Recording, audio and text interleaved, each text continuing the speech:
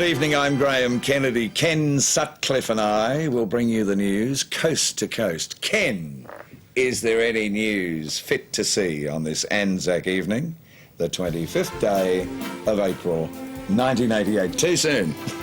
Graham, tonight on this Anzac Day, the Queen and Prince Philip were Tasmania's special guests for the Remembrance Service. And we dig into the archives for some golden and not so golden moments. Rosie Sturgis once said, Graham, you don't really have to do anything. All you have to do is be there. My God, I hope she's right. You're not nervous, are you? Ken, I'm so uptight. I've discovered holes in my body that I didn't know I had. And in all of them, moisture is forming. Please tell me if I become incontinent, because when I'm this nervous, I don't always know. Why don't you pretend to yourself it's like last week, just one of the rehearsals? I am. That's what's adding to the terror. Ken, as you can see, I'm wearing my little, can you see that? Mm-hmm. My little sprig of rosemary. Sure. I'm wearing it not just because it's Anzac Day, when we always wear rosemary for remembrance. I'm also wearing it tonight to remind myself that I'm having a rack of lamb when I get home.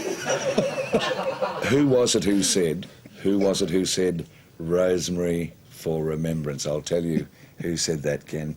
It was Ophelia in Shakespeare's Hamlet. I just wanted to add that to let you know that I'm just not another news-reading cretin. No, that doesn't mean to imply that anyone is a news-reading cretin. Anyway, of course, we wear rosemary to remember those. Anzac Day is a day we have to remember all those who served in all wars. This is how Australia recognised the day coast to coast.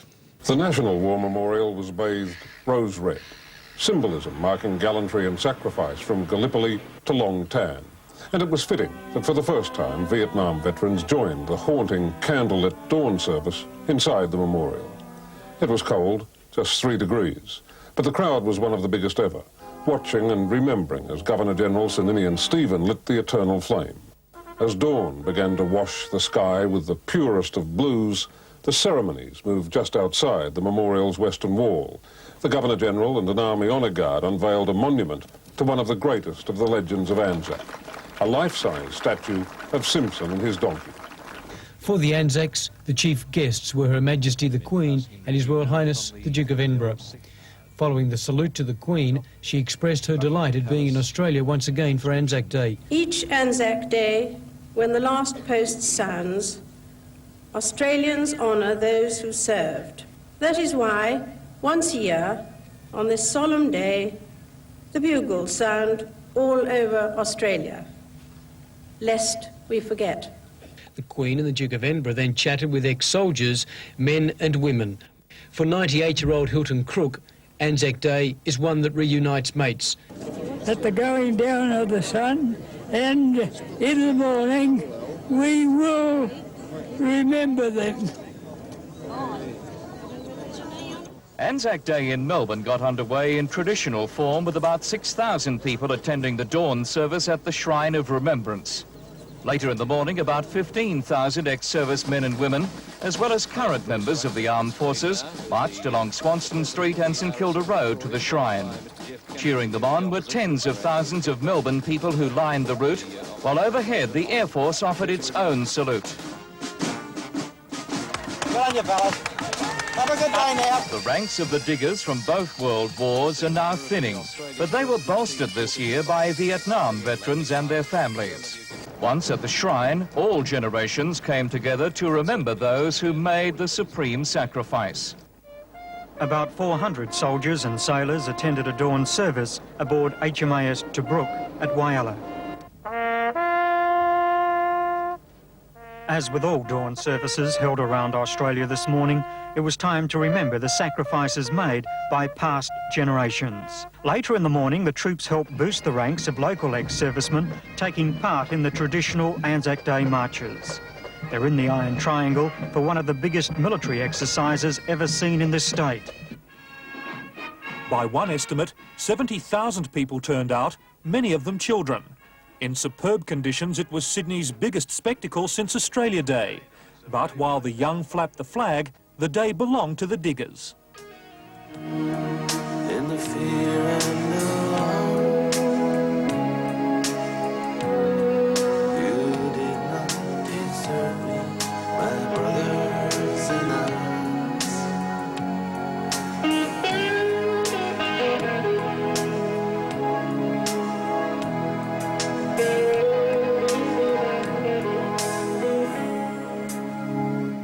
Meanwhile, in hundreds of watering holes around the country tonight, the pace hasn't slowed, as Brad Schmidt found out. We're here in the heart of Sydney's Rocks area at the Mercantile Hotel, and if there's something as traditional as Anzac Day itself, it's a game that Australians seem to excel at. The game, of course, is two-up. It was one of thousands of two-up schools that every Anzac Day bring together war veterans and those too young to have fought in a war. World War II veteran Danny Roberts has been playing this illegal game for 40 years. What are the police doing tonight? Well, you'll have to ask them, because I wouldn't have the faintest idea. A game normally confined to the back rooms of pubs and clubs. Once a year, a blind eye is turned. For the diggers, it's a chance to gamble, drink and remember. I don't know, maybe we're trying to find a bit of our youth again. At the end of a long pub crawl, these Vietnam veterans were also out of luck. We're broke. I got $20 for an old digger. But win or lose, it was all part of the spirit of Anzac Day. This is Brad Schmidt reporting for the Graham Kennedy News Show. Yes, the one day of the year when we remember Australia's fighting men, those who fought in World War I, those who fought in World War II, and those who fought in Vietnam, and of course those who flew to Perth with Ian Botham. Violence claimed another casualty in New Caledonia today. An 18-year-old woman was killed by crossfire during a shootout between French troops and local separatist guerrillas. Earlier, the rebels released 11 of the 27 gendarme hostages that they had been holding since Friday. You find out you shouldn't write too far on the side, don't you? Or else you appear to be a galah on the television. Following hot on the heels of Wayne Gardner, another Aussie is making a name for himself on the World Grand Prix motorcycling circuit. Last night in Spain, 25-year-old Victorian rider Kevin Magee snatched his first Grand Prix victory, brushing aside the world champion and American Eddie Lawson. His mother is thrilled after seeing the spills of the earlier years. He come running in one Friday evening it was, and I remember I was making fish patties. And he come in, Mum, Mum, Mum, and he's all the top of his finger taken off. He'd caught it in the bike chain. But did his family expect international success? Possibly no, but then knowing Kevin's drive and skill on his way up, anything can be achieved. Kevin Magee, who won the Grand Prix, Ken, is a country boy just like yourself. Yes, but he's not from Mudgee like you are. He comes from Horsham, which is Victoria's, well, I think you could say Victoria's answer to Mudgee. No, hang on. No, I think Horsham might be slightly bigger than Mudgee. Yes, Horsham's phone directory has 2 yellow pages. Any VFL news tonight? Although the Bombers thrashed the Saints, Collingwood remain unbeaten after 4 games. Now, Ken, that's fantastic in our sport. I mean, that's the equivalent of Russ Hinds winning the Stawell Gift. Get on with it, Ken. In the split round of Rugby League, South Sydney today won their match against Manly at Brookvale Oval, but could lose the competition points for illegally using an under-21 player late in the game. The Rabbitohs won 28-14. Also a split round of VFL, Essendon defeated St Kilda 91-69 and Geelong walloped Richmond 161-82. Ken, drag out for me, perhaps for tomorrow night. Do you remember an incident in VFL where a player went berserk on the field, hit the umpire, and then ran up into the crowd. Jumped the fence. Jumped the fence and then hit all the people up there. Remember that? And as I was watching, I thought, he'll never play again. And sure enough, he won't play again. But I'd like to see it again. Would you? I get quite a thrill out of it. Pop art guru Andy Warhol, and I must tell you, for some reason I can't fathom, all my life I've wanted to say Warthol. Pop art guru Andy, don't do that when I'm talking. Andy Warhol first came to prominence as the avant-garde painter of everyday items like soup cans and Coke bottles. We have a cough button, which I hope works. Auctioneers have discovered that Mr. Warhol hoarded an unbelievable amount of stuff. Mr. Warhol and I have something in common. Not that. But I can't bear to throw away. I like anything I can't make myself, like a glass jar, a very lovely, ordinary glass jar, I keep. I'm a hoarder too. Not old Vegemite glasses, I mean, they were terrific. All of that. Yeah. And send it to this address, Kraft Foods, if you're watching. Anything we mention from time to time, keep it coming in. Remember that game show, Tony Connolly needs no explanation. He does a bit. But if your memory is long and you saw a game show that I hosted on the 10 network for a long time, Tony Connolly was our producer, and I'm terribly thrilled to tell you that we have him on our show. Good old Tone. That's enough rat's breath. on the subject of art, do you know why the Venus de Ovaltine, I beg your pardon, the Venus de Milo, do you know why her arms are missing? Well, I'll tell you. It seems that she once borrowed a large sum of money from Frank Sinatra, and one night, as if you didn't know already, today in 1915, Australian and New Zealand troops went ashore at Gallipoli. Over 8,500 troops were killed in what was basically a hopeless battle. The Anzac legend was born. In 1945, in San Francisco, the world's largest ethnic organisation got its start when the Charter of the United Nations was drafted. 46 countries turned up for the kick-off and signed the declaration that gave everyone the chance to build a place where they could yell at each other in public. In 1956, on this day, one of the biggest and heaviest rock stars ever had one of his greatest hits. Yes, Elvis Presley hit #1 on the American charts 32 years ago today with Heartbreak Hotel. And another musical great, infinitely more talented than Elvis, in my opinion, Ella Fitzgerald celebrates her birthday. She is 70.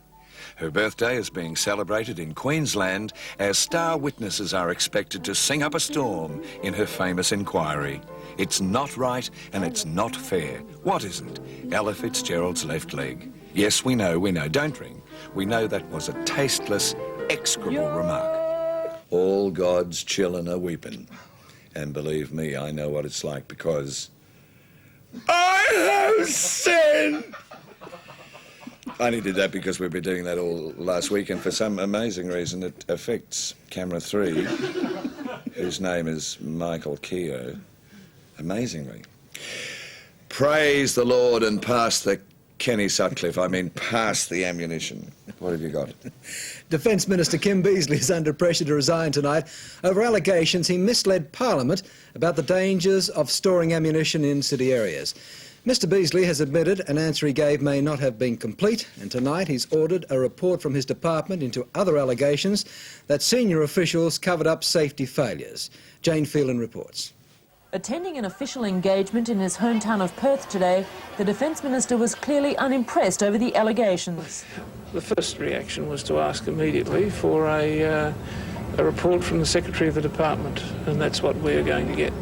The storm follows the release of the Federal Auditor General's report last week, which found that safety standards at Defence Department weapon sites in Melbourne, Adelaide, Brisbane and particularly Sydney were grossly inadequate, placing millions of dollars worth of property and thousands of lives in grave danger.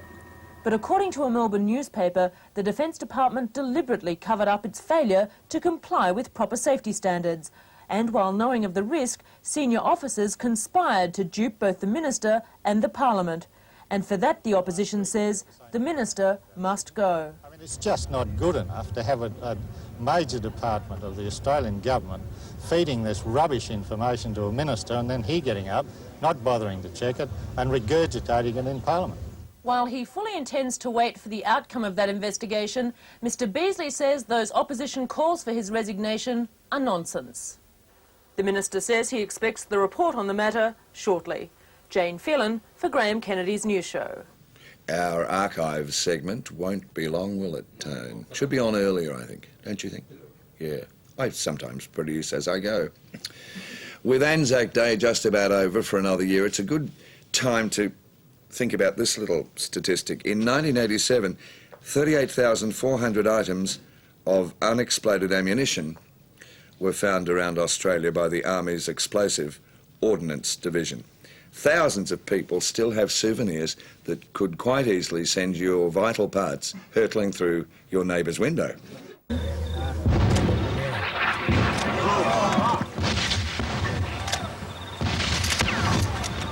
This is a striking example of military might, but the same deadly potential exists in thousands of Australian homes where war mementos have been put to sometimes bizarre use. One mortar bomb that we had to destroy was being used as a base for a lamp, and someone had drilled straight through this mortar bomb and straight through the explosive that was contained in the bomb. They're lucky they didn't set it off. Matter of fact, here's one that been quite ingeniously used. It was picked up in a railway station, and obviously someone's been using it as a hooker, probably smoking something in it or whatever. Some of them been sitting around 40 years or so. Do they deteriorate? Yes, they do. This is the problem with ammunition. It does deteriorate over a period of time, and it becomes extremely dangerous. In fact, it's doubly dangerous over a period of years. Has anyone in Australia been killed because of this? Yes, unfortunately they have. There's been a couple of unfortunate cases. One in the Sydney area about 4 or 5 years ago. Now, it's these kinds of things that the Army is concerned about. This here, it's out of World War I. It's a British hand grenade. Now, that's all fine, well and good, a home decorator's dream. It'd look great all scrubbed up there on the mantelpiece. But the problem is live bombs have been found used as bookends, used as paperweights, and on a couple of occasions even as doorstops. Now, it could be that next bump that's all is needed just to set it off. This was the result after an anti-tank shell kept as a souvenir in a Sydney house exploded. A person here lost a leg and both arms. Warrant Officer Peter Ritchie of the Army's Explosive Ordnance Division explains that authorities are fully prepared whenever a bomb is reported. Well, we have Army ammunition technicians and officers in every capital city, and they are on standby 24 hours a day to render safe any ammunition item. If we can safely transport them, we'll remove them from the city locations or to a safe location, generally at Puckapunyal in our area. We'll take all the items up there and dispose of them in one great detonation. So what damage would that do if it went off in someone's house? If it was inside a house, completely level a house. Paul Wade reporting for Graham Kennedy's news show. I did my, when I was in the cadets, at Melbourne High School I went to Puckapunyal. Mm-hmm. There's a year round amnesty on these things. If you see one or you find one, contact the Army or the police. I don't understand how you could use that as a hooker. What do? Talk to it. Say, like, I know I've paid the $30 and I know I'm only going to get 20 minutes. But, I mean, then what do? Oh, with the smoking hooker. Right. Anyway, that's it. Have a minefield. Anyway, have a minefield. I mean, have a care. I think this would be a suitable time to throw to a break.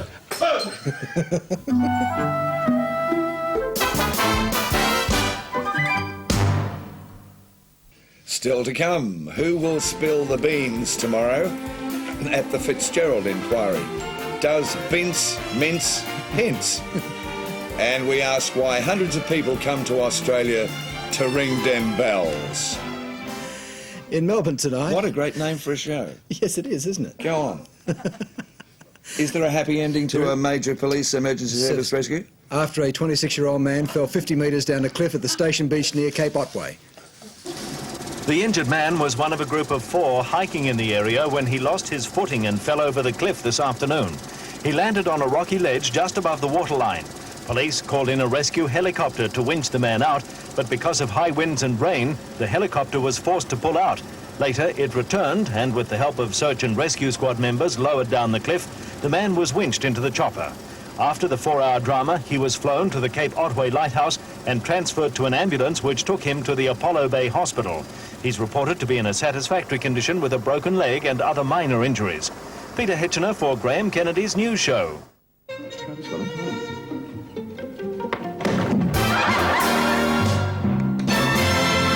Yes, when I throw a pie, I really put everything into it.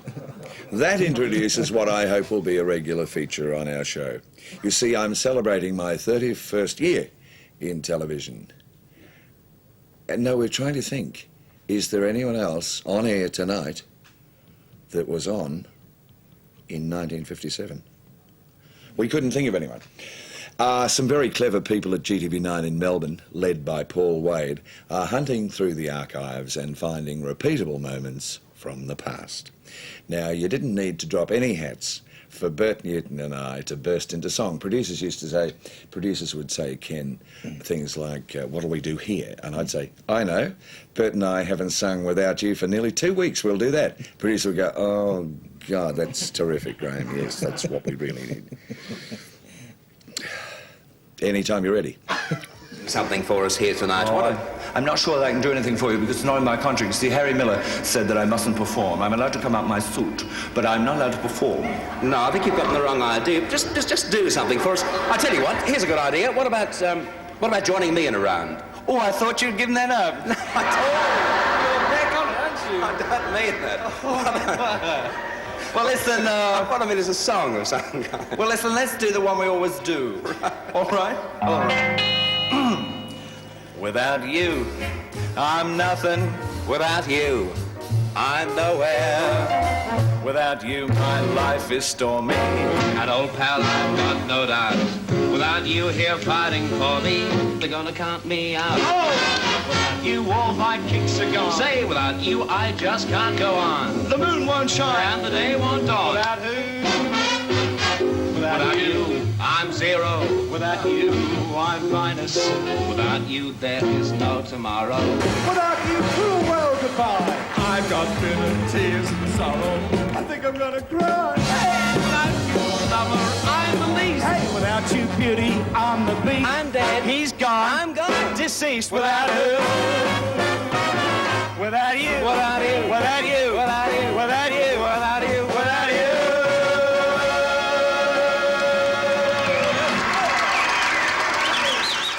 Must get an audience. That's what we need, an audience. The elderly couple, the Wilsons, in which Rosie Sturgis played Joyce to my George, was a big hit. And looking back on it now, I gather the purpose of this regular sketch was to string together as many double meanings as possible. And my motivation, it seems, was to try to make Rosie laugh as much as possible with the unscripted bits. Those poor little pansies. They'll die in their beds. Through lack of attention. Joyce, are we still talking about gardening? Oh, yes, dear, yes. I thought you'd changed the... I'm very worried about the garden, dear. Oh, I read in the paper there might be a water shortage. Not as long as I've got my stick, there won't be. Where's me stick, Joyce? In the usual place, I'd say, dear. Under the sink? Yes. You know what I'm talking about, don't you? The water divining rod. Yeah, I know what you're talking about, dear. Oh, done me cameo. Joyce, have you painted the cupboard while I don't remember it being that colour. You've had a bit of a paint. Mind you don't get it on your fingers. Where's me water diviner, Joyce? Under there, dear. Where's me stick? George, do us the favour, love. What? Don't start that nonsense again. Oh, you haven't said that since our honeymoon night. Well, it's always here near the... Oh, there it is. There it is, you little ripper. The old stickaroo. A beauty, Joyce. Be careful where you point it, dear, won't you? This is marvellous, this thing. I can really divine what... Hey, Joyce. It started divining already. Oh, I don't know. No, there must be something around that it's after. Oh, it's getting... It's getting...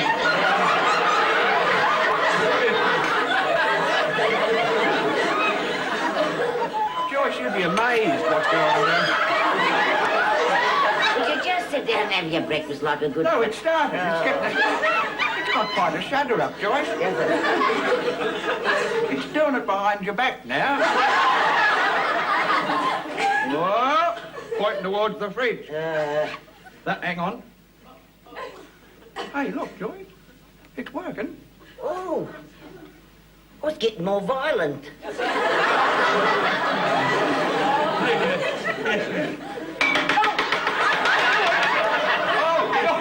It's late.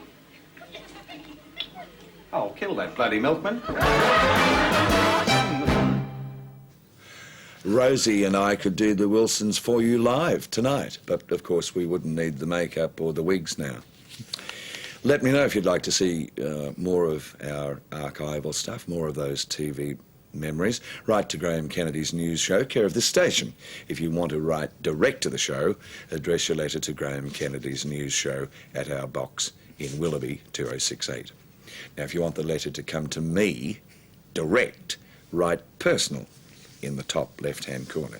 And if you want me to actually open the letter myself, enclose a bank cheque made out to cash and write cheque included on the envelope. At last, here it is. This'll kill you. This is when we were rehearsing last week, this is our favourite moment. This is called the finance report. No, truly, a lot of trouble goes into the finance report. Tonight's was directed by Billy Wilder, and as usual, Edith Costume did the heads. I mean, Edith Head made the frocks. This episode of the Finance Report was shot in 3D, so it may be worthwhile for you to leave the room and go and hunt out those cardboard glasses with the red and green lens. Better still, just leave the room, period. The Australian stock exchanges were closed for Anzac Day. In Tokyo, the Nikkei Dow gained 155.08 points and the FT 100 rose 6.3. The Australian dollar continued firm at 75.6 US cents, while gold was trading steady at $450.25. After 5 weeks adjournment, the Fitzgerald inquiry into Queensland corruption will resume tomorrow. Mystery surrounds the identity of the next person to take the stand, and will alleged bagman Jack Herbert's list of names in high places come to the fore. Heather Ford reports. In its first 95 days, the Commission has uncovered widespread corruption throughout Queensland. But in a rare interview recently, Commissioner Tony Fitzgerald said the inquiry had merely scratched the surface. He said he was appalled by the information held by the Commission, suspecting it was merely the tip of an enormous iceberg. He continued, "Common sense suggests that it's likely that some politicians warrant censure for the present situation." Former Premier Sir Joh Bjelke-Petersen was to appear before the adjournment. However, it's not known when he or other prominent politicians like Russ Hinds or Don Lane will give evidence. Most interest, however, is in the appearance of alleged bagman Jack Herbert. Since his apprehension in England, he's been kept at a secret location on the Sunshine Coast and is reportedly cooperating with inquiry staff. Queensland's opposition leader Wayne Goss says he believes Herbert's appearance is still some weeks off, with the inquiry resuming tomorrow to hear evidence of corruption on the Gold Coast. Well, according to some of the information that's been given to me, the Gold Coast will be at least as bad, if not worse, than Brisbane in terms of the extent of graft, in terms of the extent of police involvement, and not just in the massage parlours, but in SP bookmaking and the drug scene as well. Mr Goss says he expects the new Deputy Commissioner, Patsy Wolfe, to hear the bracket of evidence, leaving Tony Fitzgerald free to start compiling his report. Heather Ford for the Graham Kennedy News Show. Oh, that's kicking someone when they're down. Just because poor Don's figures aren't terrific as we talk, there was no need for that. 150 campanologists, I did say campanologists. Cough button work. I could play with that all night. Also the cough button. 150 campanologists from all over the world have converged on Australia. Why? We'll show you.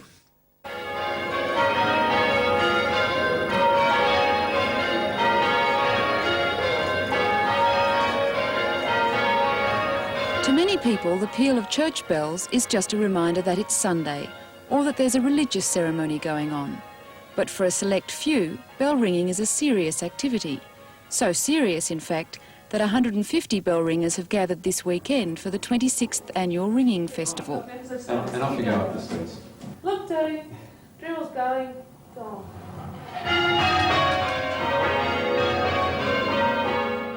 Some of those attracted by the festival find bell ringing so interesting, they've travelled from as far away as London, and one enthusiast, a nuclear scientist by trade, has come all the way from Germany, but he loves every aspect of bell ringing. Not only ringing, there's the art of change ringing and much more to campanology as well. I've been all around Russia as well looking at bells. Alan finds it hot work too. But not everyone is attracted to bell ringing because of the noise they make. The mathematical side attracts me. There's two ways of ringing bells, musically or mathematically. And I ring them mathematically. You have to work out via mathematics where you ring, who you follow and who's going to be following you.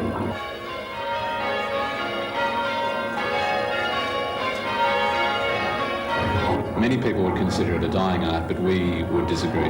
Does anyone ever think it's a strange thing to do? Different. I wouldn't say strange, because once you get involved in it, you realise not how strange it is, but how exciting, how different it is, and what scope there is for development, both intellectually and physically. People still appreciate the authentic quality of the sound that we make, metal hitting metal. I'm sure nuclear scientists everywhere will be glad to know that what they do for a living is a trade, according to that report. I loved the nuclear scientist. He was so British he could hardly talk. I don't want you to think that we're going to drag out bits from our archives to illustrate all our stories. It's just that we already had this out and we thought we'd leave it out. Here I am as Quasimodo trying to frighten Joy Westmore and company. Did you hear about the bell ringer who talked to himself? One day he told himself off. One advantage of a hump like that is that you can go for 3 days without a drink. I hope you're having a lovely time. I'm having a wonderful time here amusing myself. We monsters must move with the times.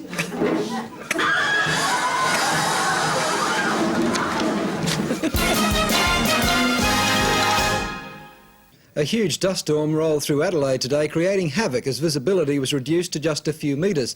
The sky turned murky brown as winds gusting up to 65 kilometres an hour swept across the city, causing a string of road accidents.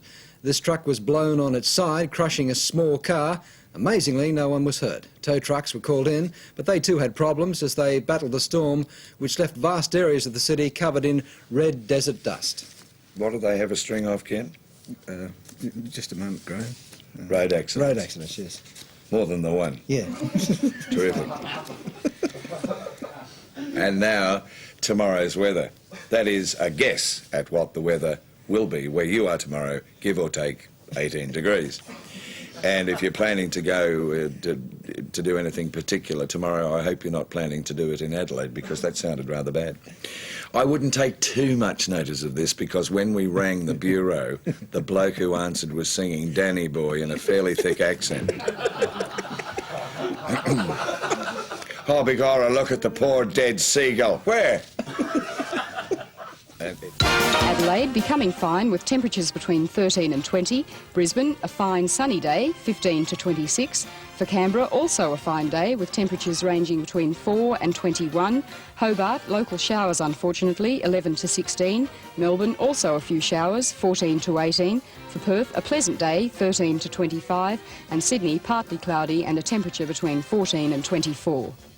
Ken and I will be back tomorrow night at 10:30 bringing you the news coast to coast. It's time now, though, for us to POQ. So we... What's that? Late news on. A what? Late. A late news. Has this been checked? By 2 different sources? 2. 3. 3 sources. I've been handed a late news item, ladies and gentlemen. American thrill seeker Ivor Hardon. I'm sure this has been checked. Has made the Guinness Book of Records by staying underwater for 43 days, 16 hours and 32 minutes. Ivor would have been 36 tomorrow. Good night.